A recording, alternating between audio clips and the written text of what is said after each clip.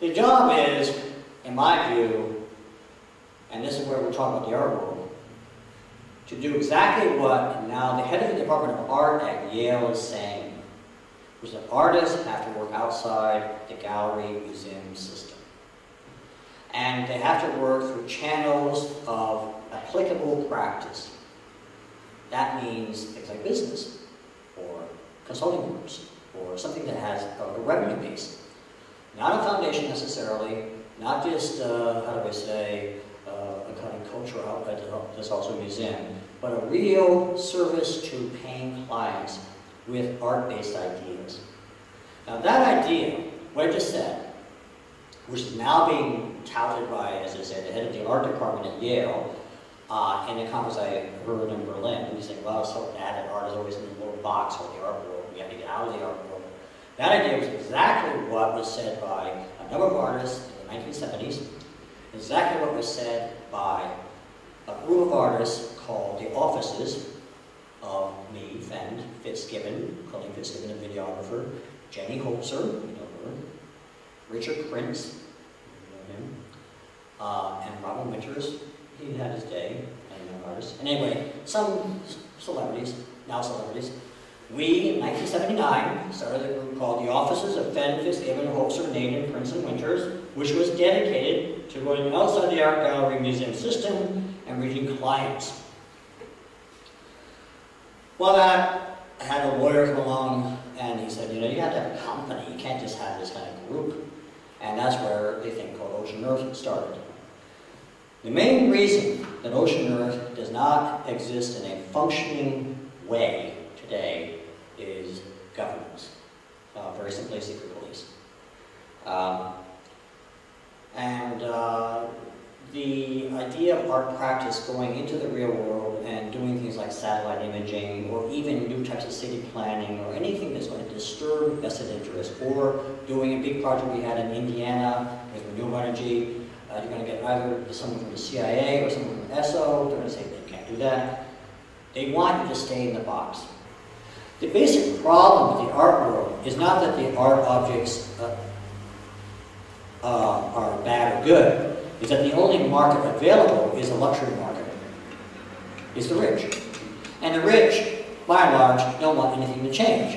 They, by and large, don't want art to even happen. They just want to have something to enjoy, to look at. But you can be sure that the very wealthy collector who owns a urinal by Marcel Duchamp, he's this Greek guy, and I've seen him quoted, he'll just say, isn't it funny? Well, it's not just funny. It's actually a serious point that has major implications. And to back that up, I can quote Vincent Scully, the architecture historian at Yale, who made a whole talk about the implications of this thinking in terms of land conception, land use, land paradigms. Now, that's not known or thought of by Frieze magazine or Cabinet magazine or the collectors or at the Basel Art Fair, and that's the problem. The art ideas are not being treated seriously. They're being treated as one person, as they often say, eye candy. I think that the function of artists is limited to what we can call material culture, namely the tools we use and how we deal with the nature around us. Maybe that's a very dangerously conservative statement. But what I'm trying to drive at is that if you look at, say, ancient societies, you talk about tool culture and anthropology and so on, the artists are rendering how the world is perceived. They're also rendering how the world is, if you will, handled, and they're giving a certain kind of iconic value to that.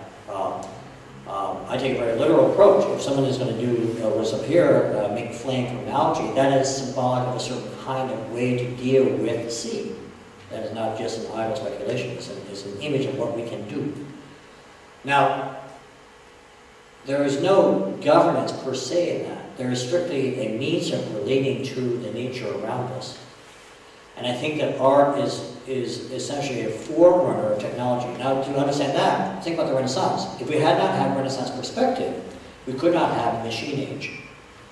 Only with the drawing and the visualization of people like Da Vinci, of the drive shaft and the camera box and the perspectival space, could you begin to have the logic that leads you to have the drive shaft and a machine, or the camera, or the photograph, video or whatever we have today. So the germination of new technology starts with art, artistic, shall we say, imaging. And that is a very, if you will, depoliticized view of art.